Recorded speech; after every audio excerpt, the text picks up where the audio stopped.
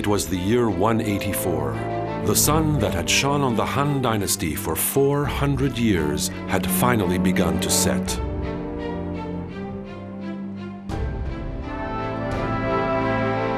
The greed and ambition of the eunuchs brought disarray to the imperial court, and a string of natural disasters and harsh tax increases stripped the people of all hope.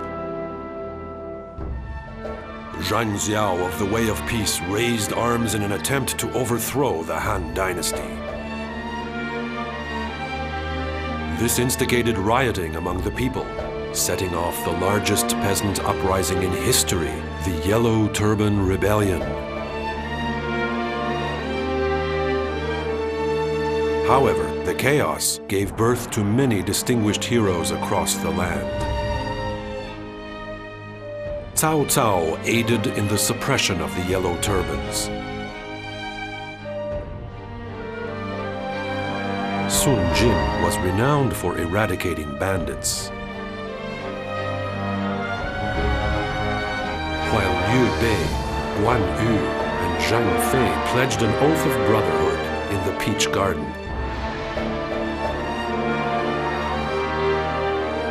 A new era of turmoil was about to be born.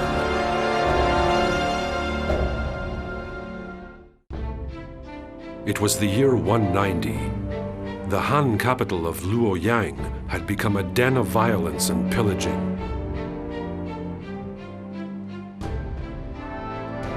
The turmoil did not cease following the Yellow Turban Rebellion, as conflict rose between He Jin and the 10 eunuchs.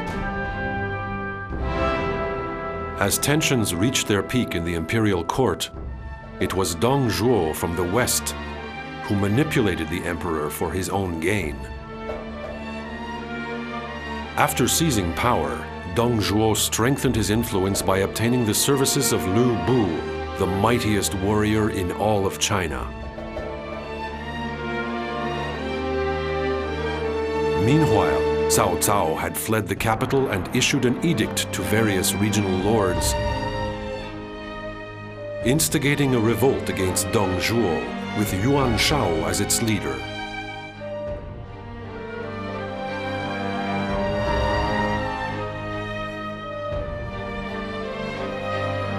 The alliance against Dong Zhuo had been established,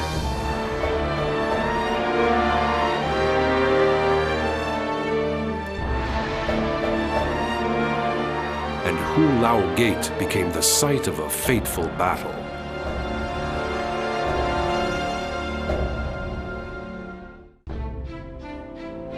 It was the year 194. The pendulum of tension between rival warlords had begun to swing.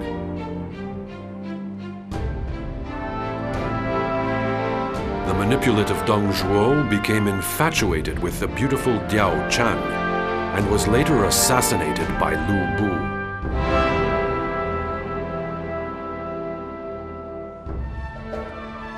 Lu Bu was eventually successful in seizing Chang'an. However, he succumbed to Li Jue and his men and was forced to divert to the Central Plains. Pursued from the rear, Cao Cao met Lu Bu at Yan Province, where the two heroes squared off against one another.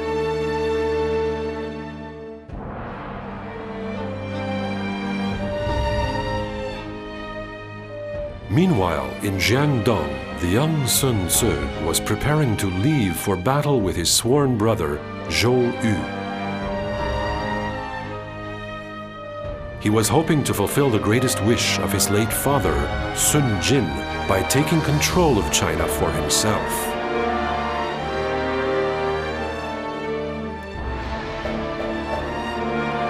The signs of impending battle began to spread across the land.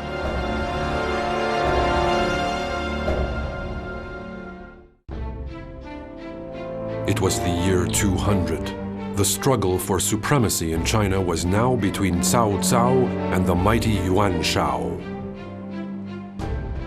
Yuan Shao had defeated Gongsun Zan and taken control of Hebei, making him a force to be reckoned with even among the other warlords. At the behest of Emperor Xian, Cao Cao conquered the Central Plains.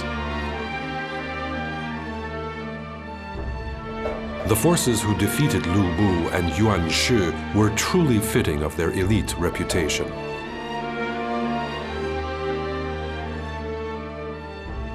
Would the victor be Yuan Shao or Cao Cao? The other warlords looked on in suspense.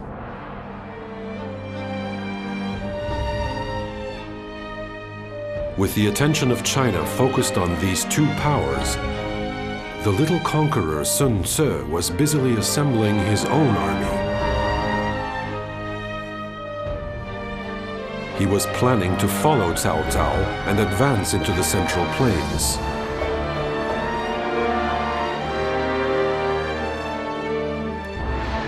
The time for war was fast approaching.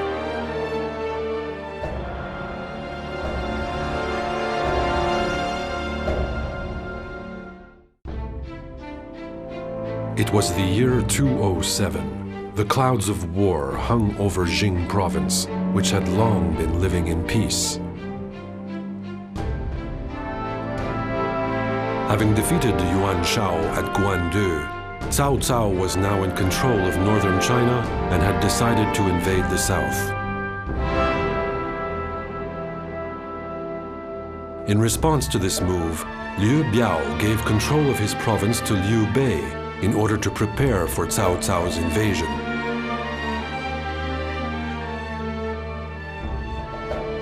Meanwhile, in Jiangdong, Sun Quan and his general Zhou Yu were mustering an army in preparation for battle.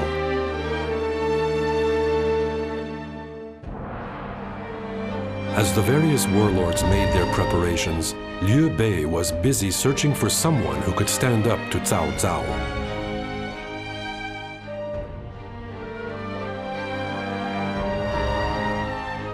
His army was filled with brave generals, but lacked a master strategist who could take advantage of them.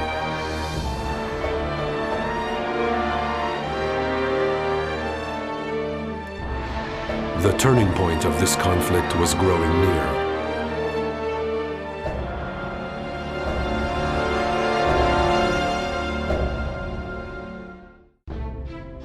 It was the year 211.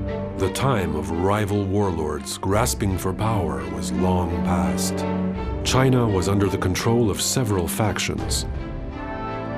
Having won Chibi, Yu continued their campaign, but suffered a major setback when Zhou Yu, who had been one of the pillars supporting them, suddenly died.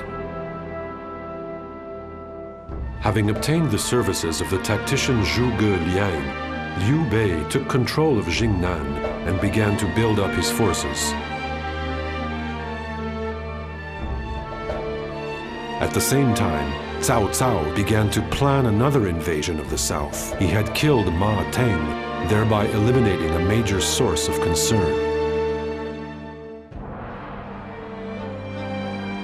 However, complicating the situation was Ma Teng's son, Ma Chao, who was planning revenge against Cao Cao for his father's death. Zhang Lu and Liu Zhang found themselves inexorably drawn into the battle between Cao Cao and Ma Chao.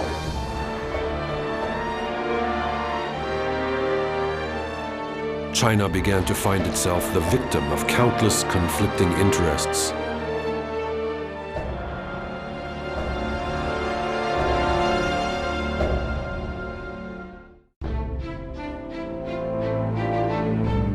It was the year 225. China was divided by three major powers, but that was about to change.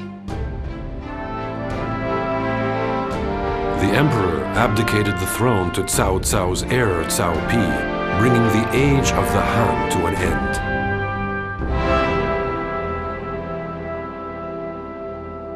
In the Shu kingdom, Liu Bei, who had fought bravely against Wei, ascended the throne and invaded Sun Quan's territory of Jing, angering his sworn brother Guan Yu.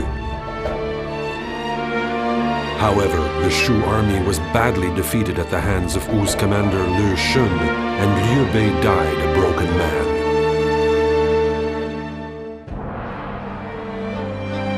Zhuge Liang was left in charge after Liu Bei's death and was busy gathering retainers for his heir, Liu Chen, when he was informed of a revolt in the south. Meng Huo, the king of Nanman, took advantage of the chaos caused by Liu Bei's death and attempted to gain independence from Shu.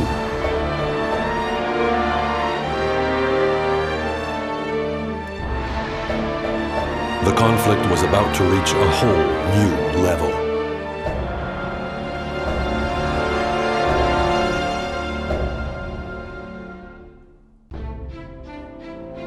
Some 1,800 years ago, the world was in chaos as a group of heroes vied for power.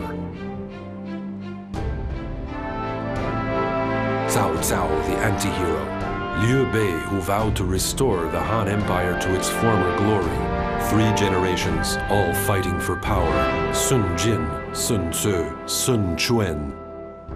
Zhang Jiao, who envisioned a world ruled by the Yellow Turbans.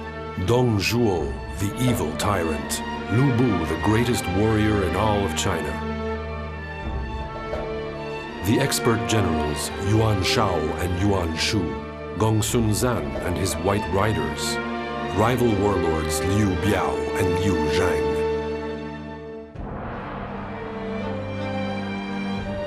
And many brave officers, retainers, commanders, and beautiful women.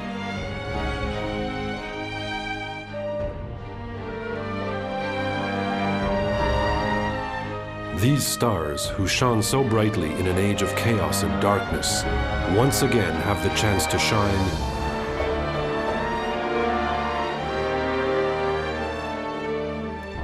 as the curtain rises for this, the final battle.